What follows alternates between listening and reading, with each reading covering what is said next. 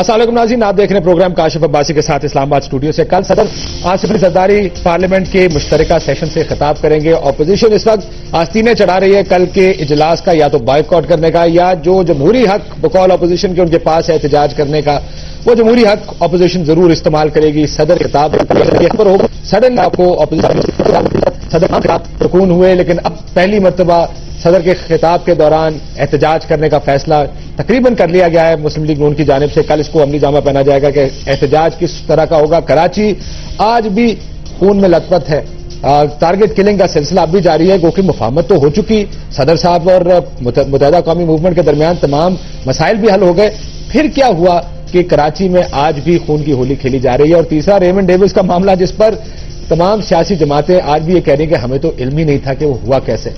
کیا یہ تین معاملات اگر ہم اکٹھے کر لیں، سیاست ہے کیا؟ سیاست میں پالیٹیشنز اور سیاسی جماعتیں کس طرح کام کرتی ہیں؟ موجود نہیں جو بڑے مسائل کو لے کر ان کو حل کرنے کی اہلیت رکھتی ہو، یا پھر یہ ملک ایسے ہی چلے گا، معاملات آئیں گے ان کو دیکھ کر یہ دیکھا جائے گا ہمارا سیاسی فائدہ کس میں ہے، ہم نقصان کہاں سے اٹھاتے ہیں، لیکن جس میں سیاسی فائدہ ہوگا وہ کام کیا جائے گا، باقی معاملہ پروگرام کا مہمانوں سینڈیو صاحب سینیٹر سینئر لیڈر ہے پاکستان پیپلز پارٹی کے، بہت شکریہ آپ کا۔ پرویز رشید صاحب سینیٹر ہیں پاکستان مسلم لیگ نون کے، سینئر رہنما ترجمان ہے پنجاب حکومت کے، آپ کا بھی بہت شکریہ سر۔ اور مصطفیٰ کمال صاحب ہمارے ساتھ لاہور سے، سابق ناظم ہیں کراچی کے، مصطفیٰ کمال صاحب آپ کا بھی بہت شکریہ سر۔ کراچی کسی اور معاملے پہ جانے سے پہلے جو کل خطاب ہونے جا رہا ہے صدر صاحب کا جوائنٹ سیشن سے، یہ احتجاج کن نکات پر احتجاج کریں گے؟ کیونکہ بار بار آپ کے لوگ کہہ رہے ہیں کہ ہم احتجاج کا حق رکھتے ہیں، کن نکات پر احتجاج ہوگا؟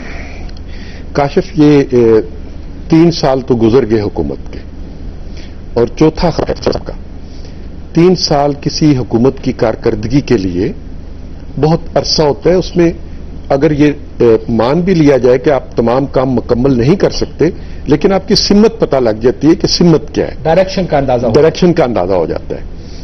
پہلے تو ہمیں ڈائریکشن کا جو ہے وہ اندازہ نہیں ہوتا کہ حکومت کی پرائرٹیز ہیں کیا، اور جو ڈائریکشن نظر آتی ہے وہ غلط نظر آتی ہے۔ ابھی دیکھیے مثلا 3 سالوں میں کم سے کم ہمیں سمجھنا چاہیے تھا کہ ہم قانون کا بھی احترام کرتے ہیں اور عدالتوں کا بھی احترام کرتے ہیں، لیکن عدالتوں کے فیصلوں کے خلاف ہڑتالوں کی اپیلیں کرا دی جاتی ہیں۔ ٹھیک، عدلیہ کے فیصلے آتے ہیں، ان پہ ہڑتال کرا دی جاتی ہے، اور ہڑتال بھی ایک صوبے میں کرائی جاتی ہے۔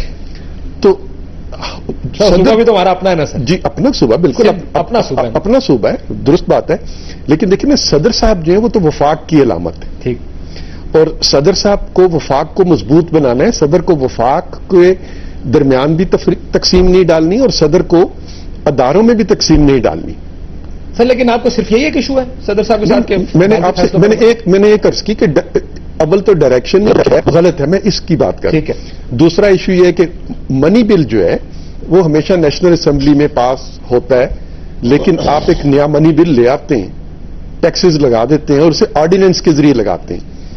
ظاہر ہے کہ یہ بھی ایسی ہے کہ اتنا نہیں ہو، سختی کے ایشوز ہیں۔ کراچی میں روز ٹارگٹ کلنگ ہوتی ہے، روز بے گناہ لوگ جو ہیں وہ ہوتے ہیں، اور تمام جماعتیں پاکستان کی جو کراچی کی نمائندگی کرتی ہیں اور بھرپور نمائندگی کرتی ہیں وہ تمام حکومت میں شامل ہیں۔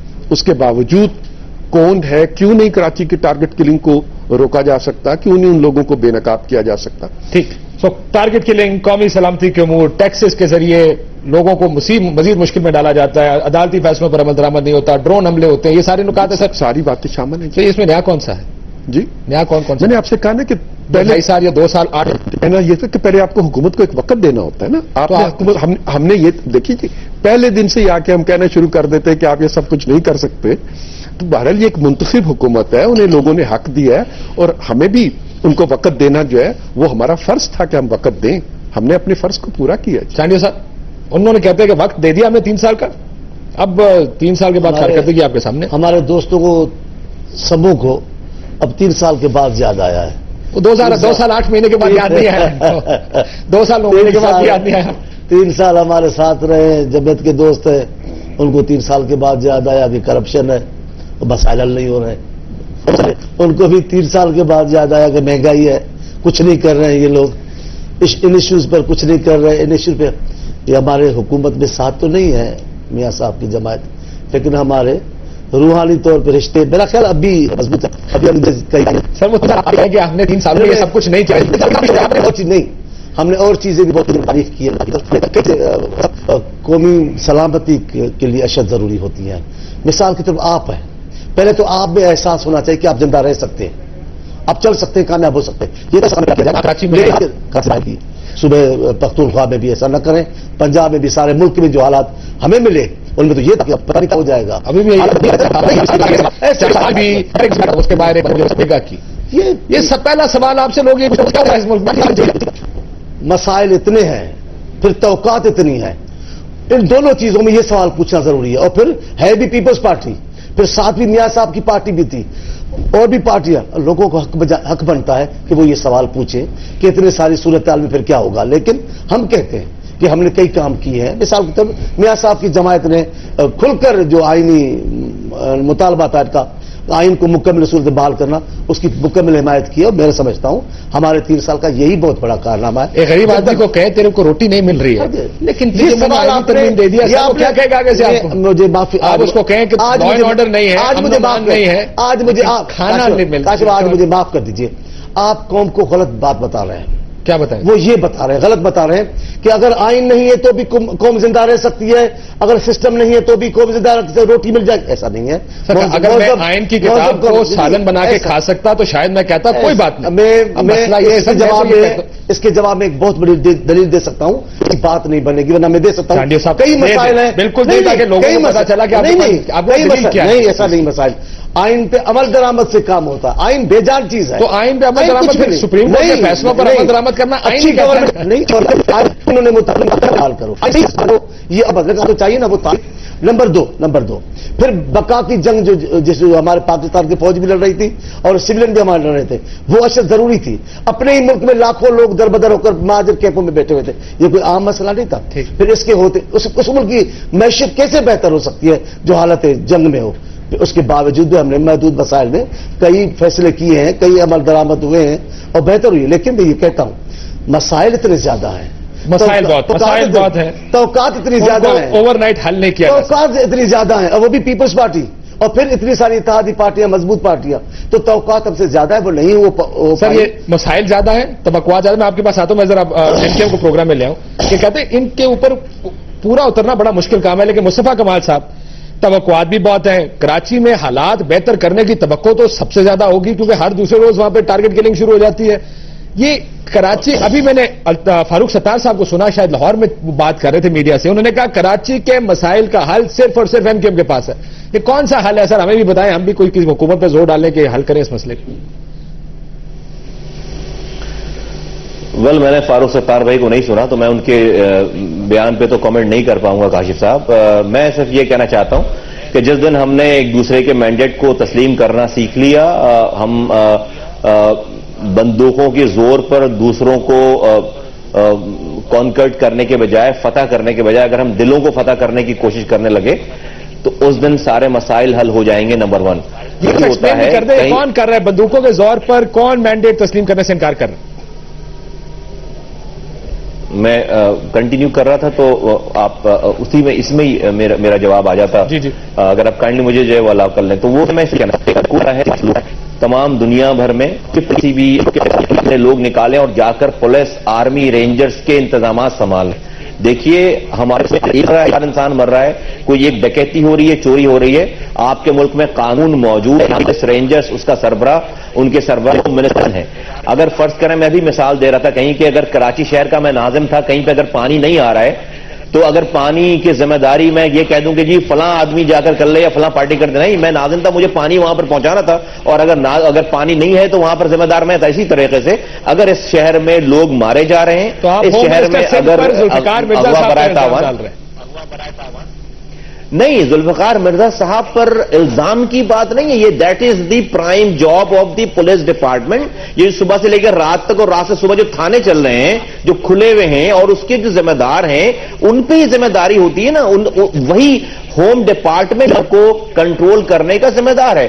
ہم تو ریسیونگ اینڈ پہ ہیں قائد صاحب, ہم تو یہ لاشیں اٹھا رہے ہیں. یہ میرے پاس لسٹ ہے جو ہم نے 2 ہفتوں میں ہم نے 18 ساتھیوں کی لاشیں اٹھائی اپنی، جن کے نام، ٹیلی فون نمبر، ایڈریس کے ساتھ لاشیں ہمارے شہید ہو گئے. ہماری آج بھی مجھے اگر مجھے الاؤ کریں گے میری بات کمپلیٹ ہو جائے گی. اس کے بعد اگر آپ لاشیں دکھا رہے ہیں، نہیں، اب میرا اگلا جملہ ہی آپ نے نہیں سنا. میں یہ کہنے جا رہا ہوں کہ کراچی میں کوئی بھی مرے گا، ریسیونگ اینڈ پہ ہم ہیں.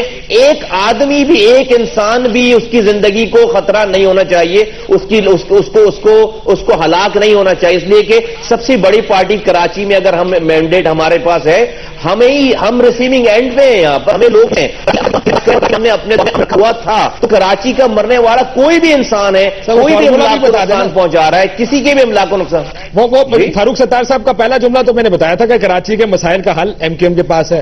ان کا دوسرا جملہ یہ تھا کہ ہمارے دور میں امن کی صورتحال بہتر تھی. وہ فارمولا بھی بتا دیجیے گا. میں آتا ہوں آپ کے پاس واپس. سر، یہ کراچی کے مسائل آپ نے سنا، وہ کہتے ہیں کہ جی لوگوں کی لاشیں گر رہی ہیں. میں آپ کے پاس آؤں گا مصطفیٰ کمال صاحب، اس سے کہ وہ فارمولا کون سا ہے کہ ایم کیو ایم تو ٹارگٹ کلنگ روک سکتی ہے اور لوگوں کو مرنے سے روک سکتی ہے، باقی ذوالفقار مرزا صاحب یہ کام کیوں نہیں کر سکتے؟ سر، یہ کس طرح ہوگا؟ ہم پروگرام سے پہلے بات کرتے، ریمنڈ ڈیوس چلا گیا، اب سیاستدانوں کو علم نہیں ہے، لوگوں کی لاشیں گر رہی ہیں. ہم سیاست تو کر رہے ہیں لیکن سیریسنیس نہیں ہے پالیٹیشنز کی.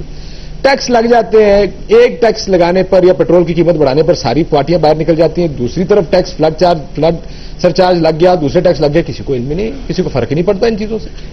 کیا کریں گے؟ کون ہے سر ملک کا والی وارث؟ کون ہے؟ کاشف، آپ کے کراچی ہو یا مرکز؟ جی ٹھیک بات کہہ رہے ہیں. ہم نے بار بار اس چیز کی طرف احساس دلانے کی کوشش کی. ایک تو یہ کہ پاکستان کے مسائل جس دلدل میں ہم چلے گئے ہیں، اور یہ سیاستدانوں کی وجہ سے تو نہیں گئے.